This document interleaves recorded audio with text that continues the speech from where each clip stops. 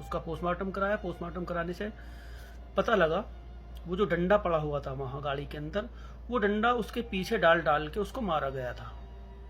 बहुत ही भयानक मौत उसको दी गई थी। डंडा खून से लथपथ था वो, और पीछे गुदा में खून के निशान थे और जख्मों के निशान थे। पुलिस ने पोस्टमार्टम में भी यही पाया, पोस्टमार्टम रिपोर्ट भी इसी तरह की आई।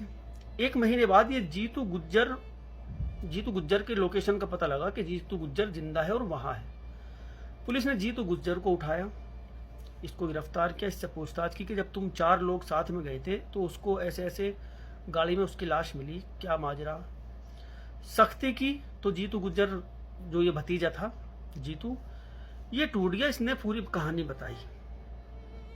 चाचा था ये प्रधान गुज्जर, ये भतीजा था।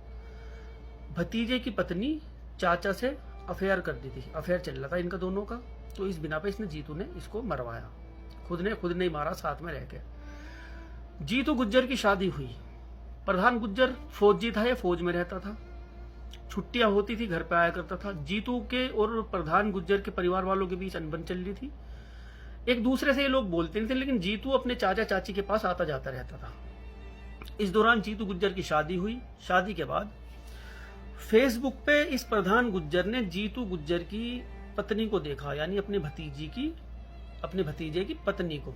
वो बेहद खूबसूरत लगी, उससे चैट शुरू की।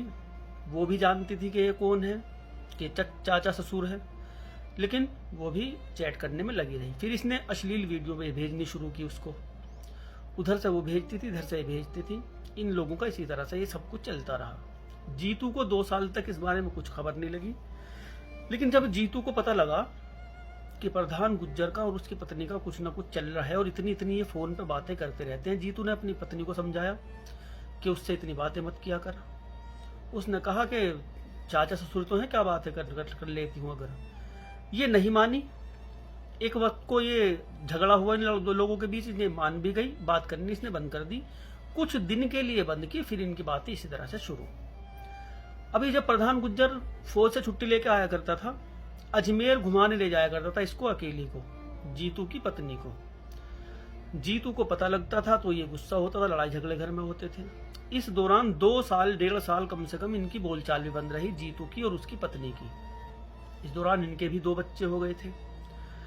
सब कुछ ठीक ठाक चल रहा था और ठीक ठाक कुछ भी नहीं था। चाचा जो है उसकी पत्नी से फुल अफेयर, संबंध बन रहे, सब कुछ चल रहा। सब कुछ चलने के बावजूद फिर भी इसकी पत्नी नहीं मान रही थी। मारना था पत्नी को।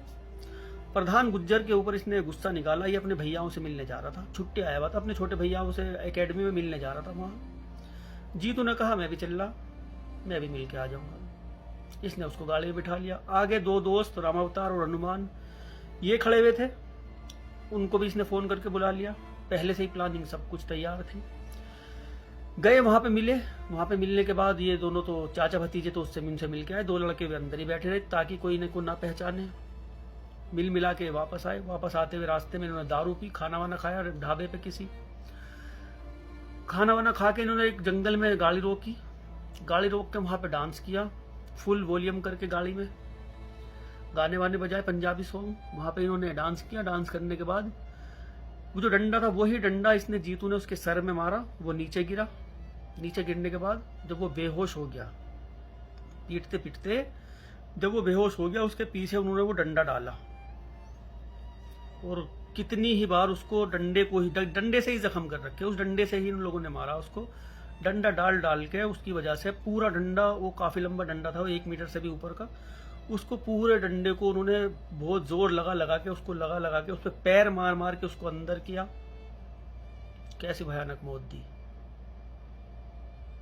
कितनी भयानक। जब वो मर गया, मरने के बाद उसको गाड़ी में डाला। कहीं ठिकाने लगाना था गाड़ी को भी और उसकी लाश को भी। नहर वहर में इनको फेंकना था। रास्ते में जा रहे थे, अब गांव के रास्तों में निकलते हुए जा रहे थे। बारिश का मौसम था, एक जगह कीचड़ हो रही थी, वहां इनकी गाड़ी ये फंस गई। काफी कोशिश की इन्होंने निकालने की, धक्का वक्का भी लगाया। रात का वक्त था, गाड़ी नहीं निकली तो ये लोग उसको गाड़ी को ऐसे ही छोड़ के वहां से, और गाड़ी के जो आरसी ले ली, चाबी ले ली गाड़ी की, उसका प्रधान गुज्जर का मोबाइल ले लिया, ये जो शिनाख्त करने वाली चीजें सब, जिससे कि पता ना लगे कि कौन है, वो सब चीज ले ली। पत्थर से गाड़ी उसको मुंह खराब कर दिया उसका मार मार के ताकि पहचान ना हो। और रात के अंधेरे में ही ये पैदल पैदल 5 किलोमीटर दूर चले। जीतू तो अजमेर की तरफ निकल गया और ये जो 2 बंदे थे ये दूसरी तरफ निकल गए। 2 4 तीनों बंदे अलग अलग हो गए। सुबह को लोगों ने देखी वो गाड़ी, ट्रैक्टर से निकाली, पुलिस बुलाया। इस तरह से कहते हैं परिवार में बना के रखनी चाहिए। रिश्तों पर भरोसा आज के जमाने में नहीं रहा। कब किसकी किस पे नजर खराब हो जाए कुछ पता नहीं चलता। चाचा भतीजे की पत्नी, सोचने से भी कैसा लग रहा, वो तो उसकी बहू हुई, औलाद की ही बीवी हुई वो तो। भाई किसका कब दिमाग खराब हो जाए, बस अल्लाह रहम करे। इस संसार में जो आपका भाई है वो भाई है, जो आपकी बहन है वो बहन है, और कोई आपकी बहन नहीं हो सकती और कोई आपका भाई नहीं हो सकता। आप मुश्किलों में फंसोगे, आपका भाई बचाएगा, आपका बाप बचाएगा, आपका बाप कोई नहीं हो सकता। हमेशा परिवार से बना के रखो, परिवार में मिलजुल के रहो, यही बेहतर है। बाकी सोशल मीडिया की दुनिया है, अपना सगा भैया पास में बैठा उससे बात नहीं कर रहे, दूर न जाने कौन कहाँ बैठा उससे चैटिंग कर रहे हैं। दुनिया है, चल रहा है भैया सब कुछ, सोशल मीडिया का जमाना है। फेसबुक से ये प्यार शुरू हुआ था और मौत पे बदनामी पे ये प्यार खत्म हुआ। ख्याल रखो भाई अपना।